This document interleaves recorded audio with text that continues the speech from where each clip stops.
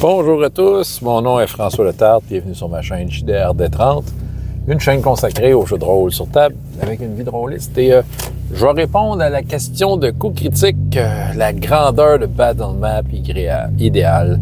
Question à la base simple, mais je vais la développer parce que j'en profite pour parler d'autres choses qui ont un lien avec ça. Bon, moi, on va dire... l'idéal, il faut que ça rentre sur la table. C'est pas plus compliqué que ça. Je prends des valeurs, j'ai pas les dimensions exactes, là, mais c'est à peu près, c'est même pas 1 mètre de long, je sais pas trop. Il y a plusieurs modèles là, comme classiques là, en vinyle. Je sais qu'il y en a une qui est très longue, mais moi, c'est ça qui arrive. Il faut que ça soit, faut pas que ça soit trop gros.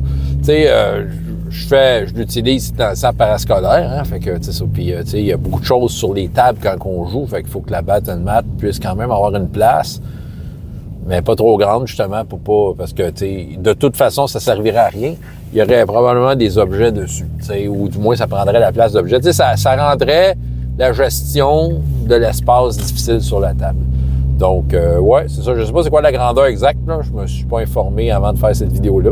Je vais pas regarder sur ma map, là, c'est écrit dessus. Mais, c'est celle qui est, c'est à peu près long de même, là, en tout cas. Bon, ouais, les battle maps, j'avoue que, c'est bien pratique. Je trouve ça dommage parce que souvent, il faut que je dessine une battle map, puis je veux pas l'effacer tout de suite, hein. Moi, je vois mes parties dans lesquelles j'utilise, c'est des parties très courtes. Fait que, si on commence à explorer une place, ben, je veux pas nécessairement avoir le redessiner tous les fois. Quoique, c'est peut-être juste moi me botter sur le cul puis de le faire parce que, quand tu t'attends trop longtemps, ça se nettoie pas aussi bien. J'ai une de mes battle maps qui a pas mal des souvenirs des anciennes batailles. Quand je la sors, des fois, il y a certains joueurs, « Ah oui, ça, c'était telle bataille! » Parce que ça n'a pas tout effacé au complet. D'ailleurs, si vous avez des trucs pour laver les battle maps, allez-y, donnez-moi-en quand ça fait longtemps. C'est sûr que faudrait que je fasse une séance de savon à vaisselle. On m'avait recommandé ça. Puis savon à vaisselle, ça a l'air très efficace, pour ceux qui ne le savent pas. Des lingettes humides, ça la nettoie quand même assez bien. C'est ça. Si ça tarde pas trop, ça fait une belle job. J'ai toujours un petit paquet de lingettes humides dans mon kit. Puis oui, ça c'est efficace. C'est sûr que là, ma battle map de rêve. Je regarde ça, là.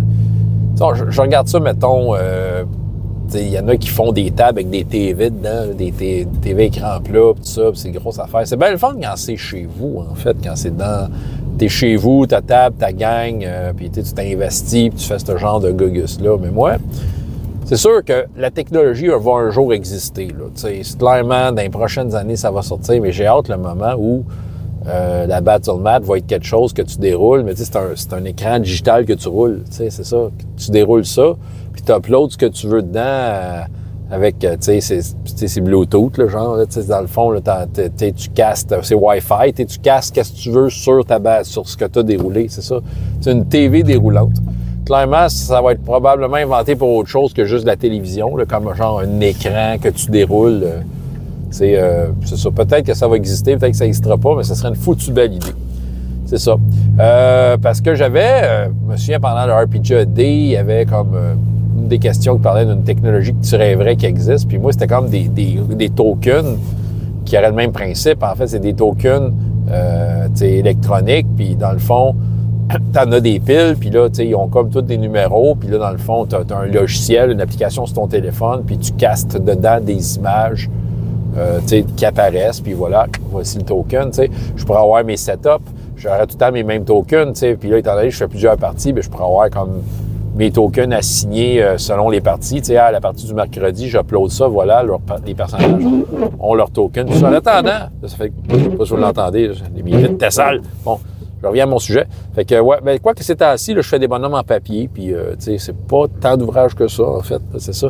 Mais bon, c'est toutes des technologies, autrement dit, des technologies pour projeter, mais que ça soit portable et, c'est ça. Puis, aussi, vinyle lavable, dans le sens que, je pourrais écrire dessus, puis l'effacer comme une battle map en vinyle. Bref, de quoi pseudo-vinyle, mais qui projette une image. Je pourrais comme projeter un genre d'image déjà, puis faire un brouillard de guerre que je pourrais contrôler avec mon téléphone. Bref, je rêve beaucoup, mais d'après moi, ça va exister à un moment donné. Bref, c'était ma petite exposé sur les les Battle Mat, vu que Co-Critique a posé la question. François Letarte, JDR de 30. Et jusqu'à la prochaine fois, ayez autant de plaisir dans la vie que dans les jeux. Au revoir.